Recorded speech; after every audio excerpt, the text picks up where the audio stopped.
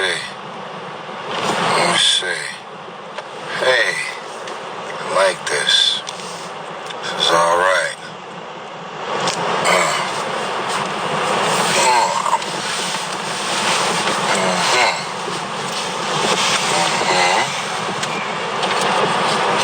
Oh, that's super dope. Look at that, man. Looks like I got in front of water. See that effect on my face? That's crazy.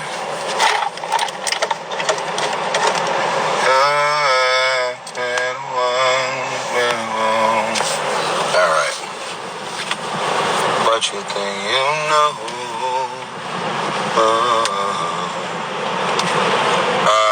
All right, so I just noticed that my video got cut short, so I'm gonna go ahead and put this out there.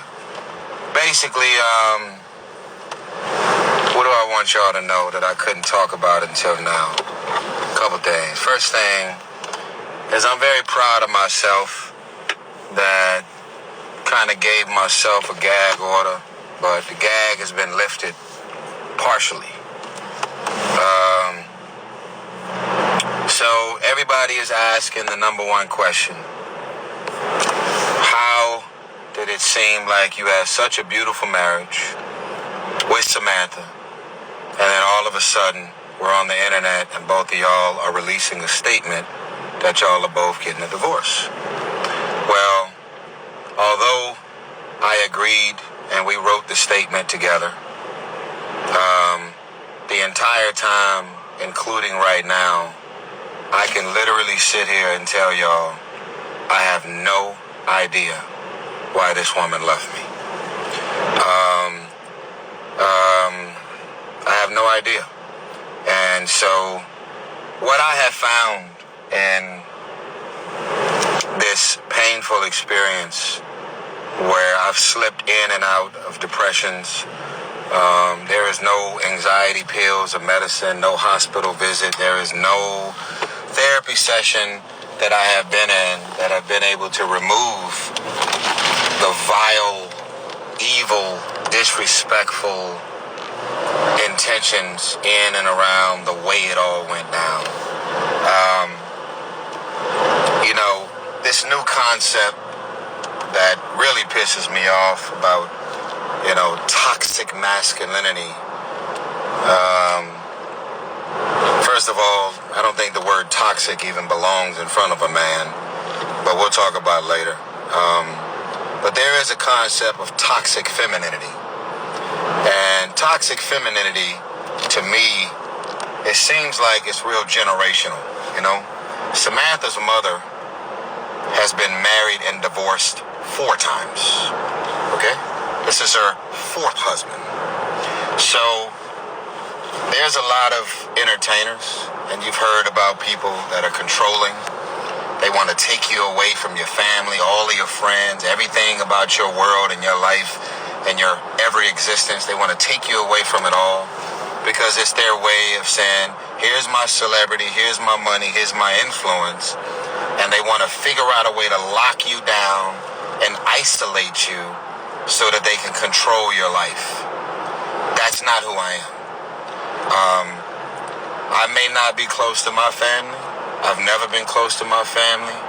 But when I've been in relationships with women that are in love with their mom and their fathers, and they got brothers and sisters and nieces and nephews, I have been the complete champion for women that have friends. Not ratchet, hood rat, fucking everything and everybody moving, NBA, NFL niggas, and all my rappers and singer homies. We're not talking about those your friends. All good, keep your friends. You gotta kind of minimize how often your girl that you love or you in love would connect with those types, because their dialogue ain't right.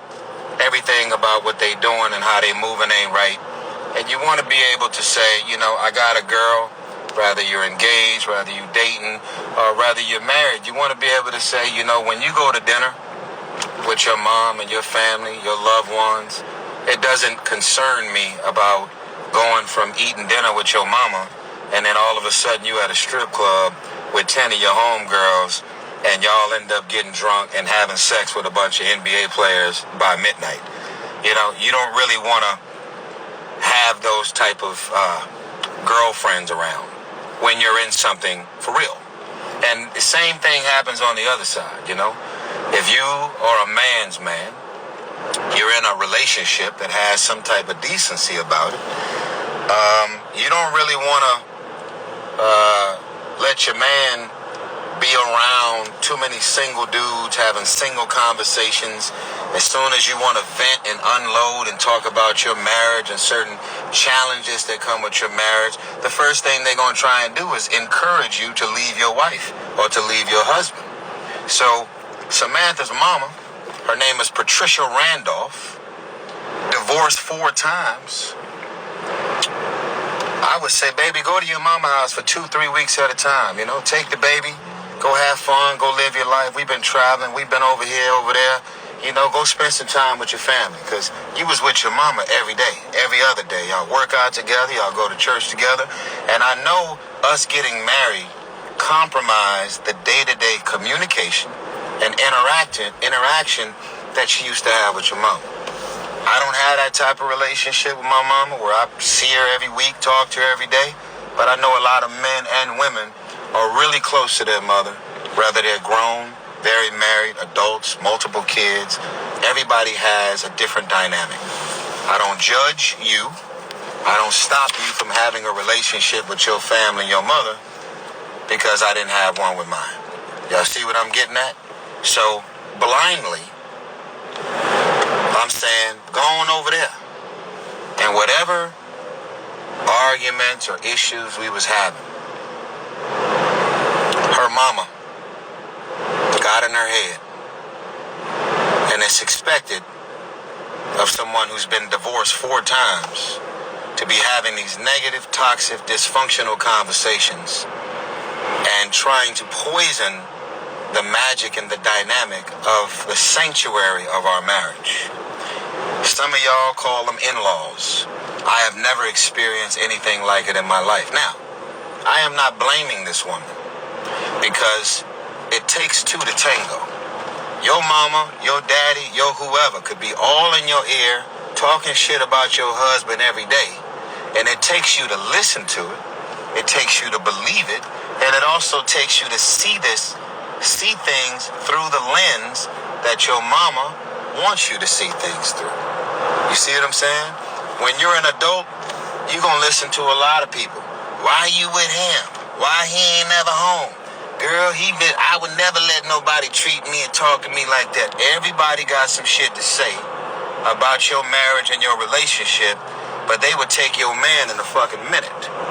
They would take your man in a hop, skippity, jumpity minute. They talking shit about your life, but they actually want your life. So, fast forward. I'm in New Jersey working on a film. The movie was called Rogue Hostage. It's all over Netflix. It's all over everywhere. Independent movie. I was out there working on the film probably 3.5 weeks, me and John Malkovich. Now, why did Samantha leave you? First of all, I don't know. Second of all, everybody who knows Sam don't understand Sam. And I definitely don't understand her. And I was married to her. So I'm in New Jersey. I'm working on this film. I literally was in Atlanta for a total of 7 weeks. I got there at 6 a.m. on Father's Day. Y'all remember all the date nights? Remember that, Brother Mark? Date nights. We had Jonathan McReynolds, Made My Wife Cry, the gospel singer. I surprised her. Never even heard about Jonathan. She played her music every day during the pandemic. I reached out to Jonathan McReynolds and I said, man, everybody is fighting and arguing and all this dysfunctional. A lot of abuse, a lot of verbal abuse, a lot of physical abuse. Everybody was like, now that I got to be around your ass 24 hours, 7 days a week in quarantine, a lot of relationships during the pandemic, because a lot of us, without even knowing, when we leave the house every day and we go to the job, we pick up the kids, we at work, we allow our relationships an opportunity to hit the reset button. You know, you miss your girl, you miss your husband, you like, oh man, I can't wait to get home to my wife, long day at work, blah, blah, blah. But during quarantine, when you're talking about 24 hours, 7 days a week, that could be the worst shit ever, or it can be the best shit ever. And in the case of me and Samantha, it actually ended up being the best thing ever, because I am so busy. I'm always traveling. I'm always moving. There was no flights. There was no concerts. There was no movies. There was no conference calls. There was no meetings. I, like the rest of the world, I was stuck at home 24 hours, 7 days a week. Your quarantine looked a little different than mine. I don't want nobody to cry me a river. Chef, butlers on deck, nannies. We had assistants. We had everything we could ever need. We was not hurting for money. We was not hurting for space. You know, some people went crazy because they was in a small space, stuck at home and could not leave.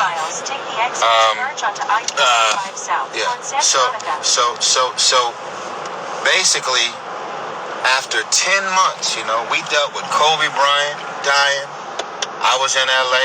You know, I lived in the Valley. I don't live in LA no more, but lived in the Valley. Kobe Bryant, you know, he passed on tragically with his daughter and all the other angels on that helicopter. Man, it felt like that was only 10 minutes from my house. That was the first thing that hit us in LA. Then some random shit called COVID hit. They talking about you can spread the shit from breathing it in. Everybody was freaking the fuck out, didn't know what it was. Fast forward, we stuck at home. We're scared like everybody else.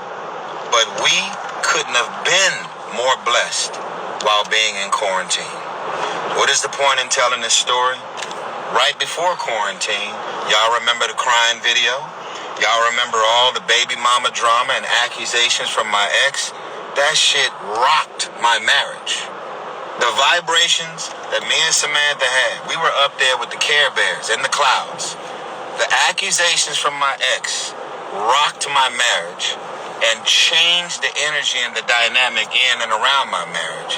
So once quarantine hit, I said, look at God shutting the world down and giving us an opportunity as a married couple and a family to hit the reset button. I leave LA on a red eye the night before Father's Day. I get to Atlanta, 6 a.m. Father's Day. These are facts. Happy Father's Day balloons are all there. Shit is beautiful. I'm fresh off of date night every Friday night. We had Tamia, Eric Benet as a surprise. Yep. We had everything we could ever imagine. If you're going to be in quarantine, you might want your quarantine to look the way ours did. Which means I never had time to pour into my wife the way I did. I never had that moment to just stop, get away from the rat race, the hustle, chasing everything, turning over every rock. After all that toxic energy that came from my ex, I finally had an opportunity to pause, sit still, look my wife in her eyes, make love, date night, flirting, energy, resetting the energy in and around our marriage after all that toxic shit. Waking up to lies, all this shit all over the internet that would not go away. Financially, I was in a tight spot after all those controversies. I had just did fast 8, maybe 9, I think. So I was okay. I get to Atlanta, Father's Day, 6 a.m. I shot 2 music videos. Why did Samantha leave me? Samantha left me because I shot 2 music videos in a row. Look them up. One of them is called Legendary, dedicated to George Floyd, Eric Garner, Trayvon Martin, and Breonna Taylor. I had my attorney, Benjamin Crump, in the video. It was called Legendary featuring CeeLo Green, directed by Deon Taylor. We did all the casting, location scouting. We did everything we wanted to do, and I did it all at home. After we did the legendary video, we shot the second video called Black Excellence, featuring Rick Ross. Samantha was my leading lady in the video. Editing, recording, color correction, telecine, everything that has to do with casting, location. We're shooting 2 music videos at the height of a pandemic. This woman looks at me in the kitchen after 10 months of uninterrupted love, magic, and pouring into my wife. And she said to me, babe. I said, what's going on? Keep in mind, I got people sleeping in every room in my house. We're working around the clock. I am in creative heaven. No fighting, no arguing, no drama, no dysfunction. I just gave you 10 months of my life, uninterrupted. I'm finally shooting 2 music videos in Atlanta. I'm editing, creating, and working around the clock. She looks at me and she says, are you not attracted to me anymore? Those exact words. I said, Sam, what are you talking about? She said, are you not attracted to me anymore? I said, I'm working. You know, you married a recording artist, and I'm recording. That's like marrying Denzel Washington and then divorcing him when he gets in character for a movie. You know exactly who I am. You know exactly what I do. You know exactly why we live the life and the lifestyle that we live. So when it's time for me to work, make me understand, why are you looking at my focus and my work and looking at this as a negative, or looking at this as if I don't love you anymore because I am in my zone creating? You don't leave LeBron James or Kobe Bryant because he's waking up at 6 a.m. in the morning to go to the gym and practice and work out and train, and he's fully focused on his career. I play basketball. I have to work out. I have to do whatever it takes to mentally, emotionally, physically, psychologically get in my zone. I just gave you 10 months of my life uninterrupted. How are you making the connection that I'm not attracted to you anymore because I'm working on 2 music videos? And the videos that I was making was literally on behalf of the culture. George Floyd, Breonna Taylor, Eric Garner, Trayvon Martin. Look up the video. It's called Legendary. You don't leave your husband for that. The Black Excellence video featuring Rick Ross has Samantha as my leading lady because I wasn't even willing to put another woman in that spot. You were in the video with me. So I leave after wall-to-wall, hustle, grind, focus, creatively on the high of all highs. I was in heaven, and I did everything at home. I wasn't even on another location. The second music video for Black Excellence was shot literally at my house. I leave town after 7 weeks to go shoot a film called Rogue Hostage. She decided to file for divorce. I never cheated, never went on a secret date. I know some dudes who had multiple kids behind their wives' back, never had sex, never did anything sexually, never did a lunch or dinner, never flirted, no DMs, no text messages, completely faithful. And I want to believe I got more access to women than most of the dudes I know. 5 straight years, completely faithful. The story of my life is I'm divorced. And the only woman I've ever kissed in 5 years was Naomi Harris in the movie Black and Blue, and I kissed her on her forehead. Didn't even kiss her on the lips. Got a beautiful child. This woman just woke up one day and decided this marriage ain't for me. And where I've lost all my sleep over all these years, that she hasn't even told me to this day why. Because I pull out my calculator, and everybody pull out their calculator, trying to add it all up. In the Bible, it says, leave and cleave. Anything that's negative, dysfunctional, toxic, that's trying to pull you away from your marriage and your family setting. In the Bible, it says, leave and cleave. And it's very clear to me that her mother never wanted her to leave or cleave to her husband or her family. She still got her husband, but she was able to manipulate you out of your husband. And your dumb ass let her do it. So fast forward. Filed for divorce, prenuptial agreement as detailed as it gets. We covered everything. I've never been in a relationship with a woman in my life who has went above and beyond to sell me and oversell me. I don't want your money. I don't care about your celebrity, your status. I don't care about shoes, purses, handbags. I mean, I met this girl in a $17 sundress. This woman convinced me, I don't care about your money. I'm not clout chasing. I don't care about social media. I don't care about nothing that's got to do with nothing. As a matter of fact, this is the funniest shit. I won't throw you under the bus on this level, but I will say this.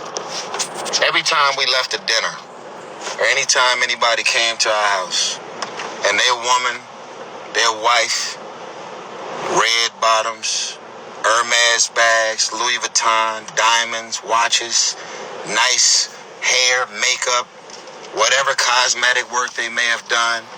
I mean, this woman used to rip women to pieces, talking shit about women and their choices of shoes, clothes, diamonds, nice things, because she, in her mind, was so against it. You make $160,000 a year right now as a licensed clinical social worker. I make what I make. You left me when my daughter was 1 year old.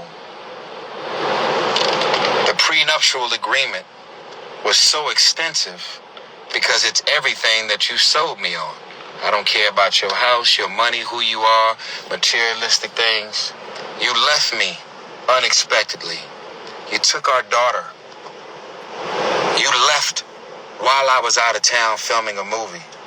You've already lied on 15 different court documents under penalty of perjury. You left me unexpectedly. You told the whole world and fucked my name up that I kicked you out of the house when I was actually out of town filming a movie. You told people that I changed the locks and put you in a 1-year-old innocent child and chucked you to the streets. Me and you in our marriage had barely survived the lies from my ex. So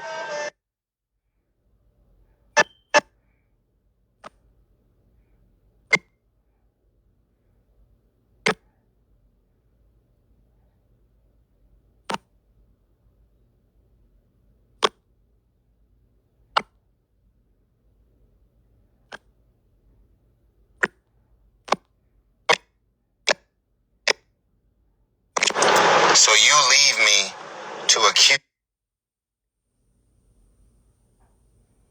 me of some shit because you know that TMZ would report it. And you felt like if you can just make up some shit to make me look bad and look crazy, like I really threw you out of the house.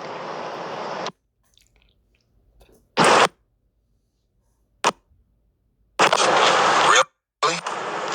Daughter was only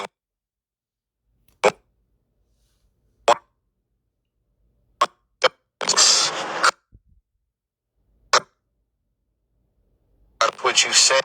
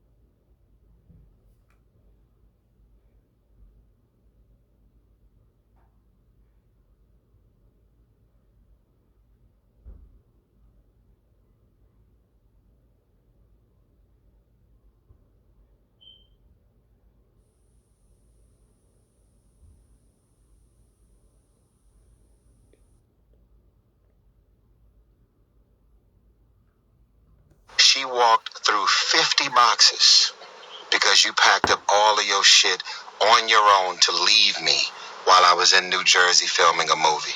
You took my daughter from me. You took all of your shit out of the house. And the dichotomy and the audacity to arrange a marital therapy session for another married couple that was going through something. And when she stepped out of the therapy session, she walked through 50 boxes because you were leaving your husband. You put some lies and some vile, disrespectful shit all over social media. You're doing these miracle Mondays out here, throwing Jesus Christ's name everywhere. There is no miracles happening on Monday. You left your husband. You left your family. You lied under penalty of perjury on court documents. And the reason why we got a problem with this judge is because every time we try to present anything that has to do with proof and evidence that you've lied at least 15 times under penalty of perjury, he wouldn't let me or my attorney get a word out. Soraya wants for nothing. My daughter wants for nothing. I'm going to tell y'all right now, I've been quiet. That's 5%. I won't be quiet for much longer. And we're going to figure it all out. But we're not going to be running around handing out fake miracles on Monday. And we're not going to keep running around trying to convince the world that I kicked you and a 1-year-old innocent baby out when I was physically out of town working on a movie. You're a liar, you're vile, you're wrong, you're disrespectful, and I know you're beautiful, but I'm not here to keep playing games. And I've been quiet this whole time. I'm at 5%. I got 95 left. Y'all stay tuned. Let everybody call through.